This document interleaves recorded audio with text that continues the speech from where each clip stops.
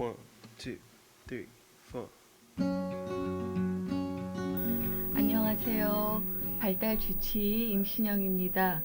얼마 전에 신문 기사에서 BTS 전국 머리가 부럽다. 중국 부모들이 애들한테 씌우는 것은 교정용 헬멧이라는 기사를 읽었습니다. 오늘은 두상 교정모, 두상 교정 헬멧에 대한 진실과 오해를 하나하나 짚어보겠습니다.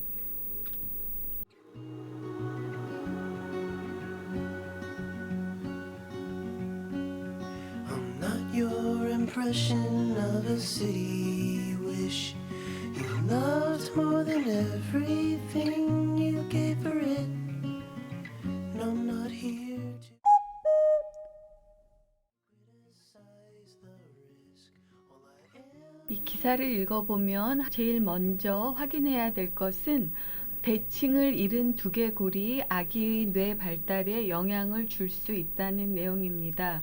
이러한 대칭을 잃은 두개골 중에서 굉장히 희귀한 두개골 조기 유합증이 없다면 대칭을 잃은 두개골이라고 하더라도 아기의 뇌 발달에 영향을 주는 경우는 없습니다. 따라서 두개골 조기 유합 있는지를 확인하는 것이 필요하겠습니다. 두개골 조기 유합증이 아니면 변형사두라고 하거든요. 변형사두가 아기의 뇌 발달에 영향을 주지 않습니다.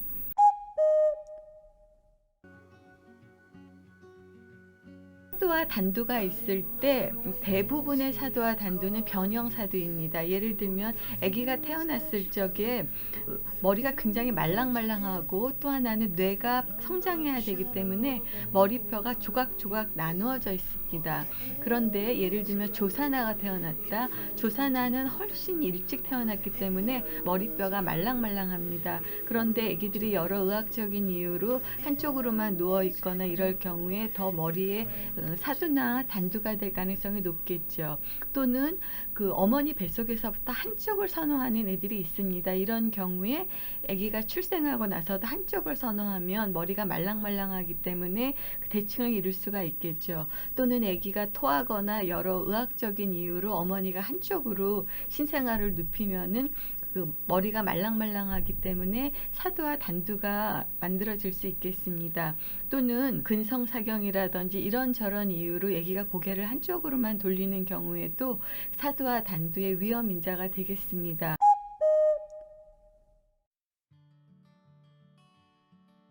그러나 이런 이유 말고 조각조각 나누어져 있는 신생아의 머리뼈가 어떠한 이유로 한쪽이나 하나 이상이 미리 유합되는 것을 두개골 조기 유합증이라고 합니다. 병적 상황이고 굉장히 드문 질환입니다.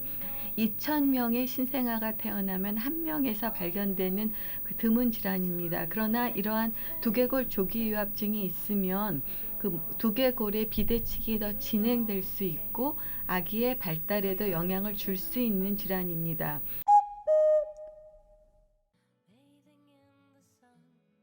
10년 전에 중국 사람들은 납작한 머리와 큰 이마를 행운의 상징으로 믿었고 아기들을 책이나 나무 판자 위에 눕게 해서 뒷머리를 납작하게 만들었다며 이제는 둥근 머리로 유행이 변했을 뿐이라고 분석했다. 이어 납작한 형태의 두개골에 대한 젊은 세대의 거부감은 교정용 헬멧의 유행을 더 부추겼다. 이렇게 말하고 있습니다. 이 기사에서 얘기한 것처럼 이제는 그 볼링공처럼 동그란 머리를 더 이상 아름답다고 하지 않고 앞뒤가 조금 더 긴 머리를 아름다운 머리라고 하고 있습니다. 아름다운 두상에 대한 기준은 시대와 지역에 따라 다양한데 현대의 기준은 우선은 머리가 너무 병적으로 크거나 작지 않아야 합니다. 대두증이나 소두증이 없어야 하고 좌우의 대칭이 맞아야 됩니다. 좌우의 대칭이 맞는다는 것은 대각선의 차이가 약 6mm보다는 작아야 하는 것을 이야기합니다. 그리고 또 하나는 앞뒤가 좌우보다 조금 길어야 하는 것을 현재는 아름다운 머리라고 합니다. 볼링 공이나 이렇게 수박같이 동그란 굴은 앞뒤와 좌우의 길이가 같지 않습니까? 현대에서는 이와 같이 동그란 머리를 아름답다고 하지 않고 사실은 그것을 단두라고 정의하고 있습니다. 따라서 그 예쁜 두상에 대한 정의는 시대와 지역에 따라 다르지만 현대에서는 다시 정리하면 너무 크거나 작지 않아야 되겠습니다. 그리고 좌우의 대칭이 맞아야 되겠습니다. 그리고 앞뒤가 좌우보다 조금 길어야 하는데 적어도 좌우는 앞뒤의 90% 미만이 되어야 아름다운 머리라고 할 수 있습니다. 1, 2, 3, 4. 사도라는 것은 머리의 한쪽이 납작한 것을 사도라고 합니다. 오른쪽, 왼쪽 양쪽이 다 납작한 것을 단두라고 합니다. 사도와 단두는 없는 것이 정상이라서 100명의 신생아가 태어나면 단지 2명만 사두가 있거나 단두가 있거나 사두와 단두를 모두 갖고 태어납니다. your friend till the end. 전 세계적으로 두상을 아름답게 하는 두상 교정의 풍습이 발견이 되고 있습니다. 마야 문명, 나스카 문명, 그리고 북미, 그리고 아프리카, 불란서 이런 곳곳에서 본인들이 갖고 있는 독특한 기준으로 아기의 머리를 예쁘게 하고자 하는 시도들이 보고되고 있습니다. 우리나라에서도 이러한 두상 교정의 풍습이 발견이 되고 있습니다. 여러분들 가야라고 우리나라의 고대 국가를 아시죠? 가야에서는 앞 이마를 평평하게 만들고자 하는 시도가 있었습니다. 그래서 어린 아이들도 이 앞 이마를 편편하게 인위적으로 만든 그러한 두상 교정을 한 풍습이 우리나라에서도 발견이 되고 있습니다. 일부 문명에서는 앞니마가 편편한 것 또는 중국에서처럼 통수가 편편한 것을 아름다운 머리라고 하는 곳들이 있었다고 합니다. 그런 두상 교정을 해도 전체 뇌의 부피는 두상 교정을 한 두개골이나 두상 교정을 하지 않은 두개골의 뇌의 부피는 두개골의 부피는 같은 것으로 보고되고 있습니다.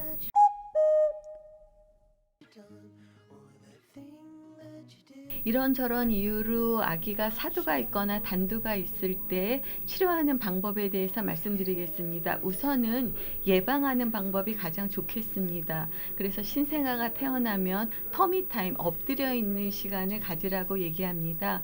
하루에 30분에서 1시간 이상씩 부모님이 지켜보는 가운데서 아기의 터미타임, 엎드려 있는 시간을 갖도록 하고 있습니다. 이러한 터미타임을 통해서 사두와 단두가 발생하지 않도록 예방하는 것이 가장 좋은 방법이 되겠습니다. 두 번째로 사두와 단두가 발생했다고 하더라도 자세 유지를 통해서 수정할 수 있는 기간이 있습니다. 그것은 생후 6개월까지이기 때문에 사두와 단두가 발견됐다고 하더라도 생후 6개월 이전에는 자세 유지를 통해서 이것을 더 진행되지 않도록 또는 더 좋게 만들 수가 있는 시간이 되겠습니다.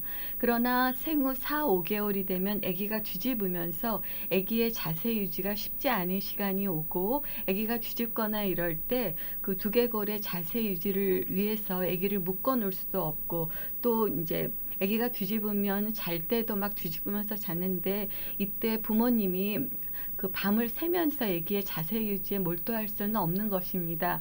따라서 아기의 성장에 따라서 할 수 있는 범위만큼만 자세 유지를 할 수가 있습니다. 또 하나는 자세 유지를 통해서도 그 사두나 단두가 좋아지지 않는 경우에 우리가 사용할 수 있는 방법이 교정모, 두상 교정용 헬멧이라고 하는 것입니다. 사실은 이러한 두상 교정모는 예전부터 사용하고 왔었는데 1992년에 영유아 돌연 사망 증후군을 예방을 하기 위해서 아기들을 엎드려 눕히지 않고 바로 눕히자는 캠페인이 미국에서부터 시작이 됐습니다. 그 이후에 그 영유아 돌연 사망률은 굉장히 줄었는데 사두와 단두, 변형 사두와 단두가 굉장히 많이 증가되게 되었습니다. 그때부터 두상 교정모가 관심을 받게 되었고 많이 사용하게 되었습니다. 두상 교정모는 그 자세 유지법으로 교정되지 않은 중증의 사두나 단두에 사용할 수 있는 방법이고, 두상 교정모라는 것은 외모 개선의 목적이 대부분입니다. 아주 일부분에서 두개골 조기 유합증이 있고 그것을 수술 이후에 두상 교정모를 사용하는 경우가 있습니다만, 그것을 제외하고 두상 교정모는 전적으로 외모 개선용입니다. 외모 개선이라는 것은 미용과 성형을 이야기하는 것이기 때문에 성형 수술을 누구나 해야 된다든지 미용 시술을 반드시 해야 된다는 것은 사실과 다릅니다. 따라서 그 사두와 단두가 굉장히 심한데도 두상 교정모를 하지 않으시는 분도 많이 있습니다. 또 하나는 사두와 단두가 그리 심하지 않은데도 두상 교정모를 적극적으로 하시는 분들도 역시 많이 있습니다. 이것은 성형 수술이나 미용 시술을 하는 분들도 많이 있고 하지 않는 분들도 많이 있는 것과 같은 맥락입니다. 이러한 두상 교정모는 생후 6개월 이전에 아이들이 시작을 할 수 있는 것입니다.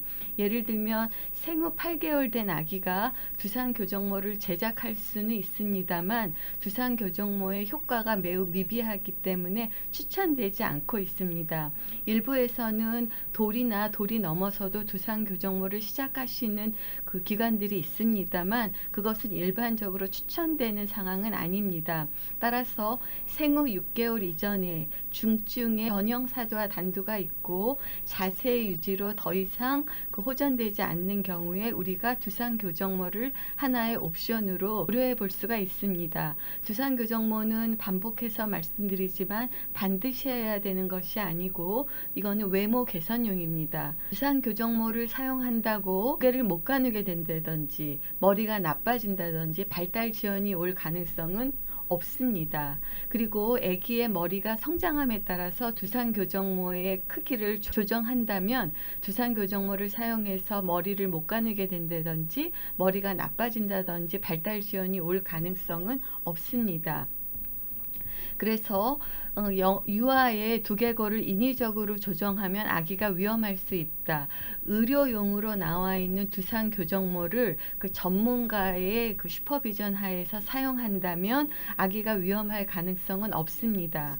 그리고 교정용 헬멧은 의학적인 이유에서만 사용해야 한다. 미용 목적으로 사용하는 무의미하다. 두상 교정모는 외모 개선용으로 사용하는 것입니다. 미용과 성형의 목적으로 사용하는 것이고 의학적인 이유로 사용하는 것은 극히 작은 부분입니다. 그리고 부모가 자녀에게 자신의 불안을 반영한 것뿐인데 꼭 그렇지 않습니다. 아름다움을 추구하는 것은 인간의 본성이고 심한 중도의 사두와 단두가 있을 때 두상 교정모는 의학적으로 안전한 치료 방법 중에 하나가 되겠습니다. 그리고 하루 중에 24시간 이상을 차용해야 된다는 것인데 23시간이라는 것은 두피가 건강하고 건조한 상황에서 되도록 많은 시간을 착용하라는 것입니다. 예를 들면 땀이 철철 나고 머리가 습한데도 24시간을 착용하면 피부에 문제가 생길 수 있을 것이고요. 두상 교정모를 착용한다고 아기의 척추에 문제가 생길 가능성은 없습니다.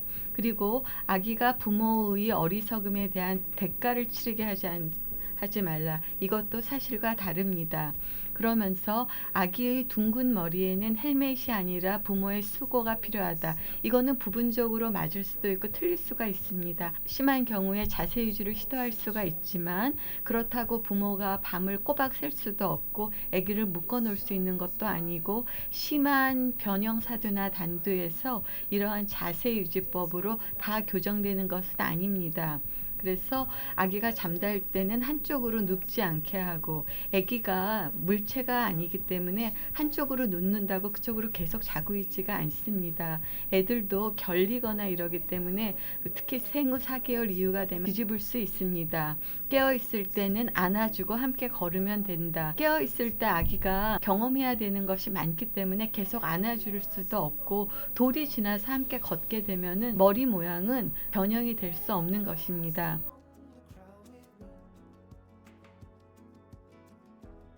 두상교정모, 두상교정 헬멧에 대한 진실과 오해를 하나하나 짚어보았습니다. 장단점을 잘 이해하시기 바랍니다.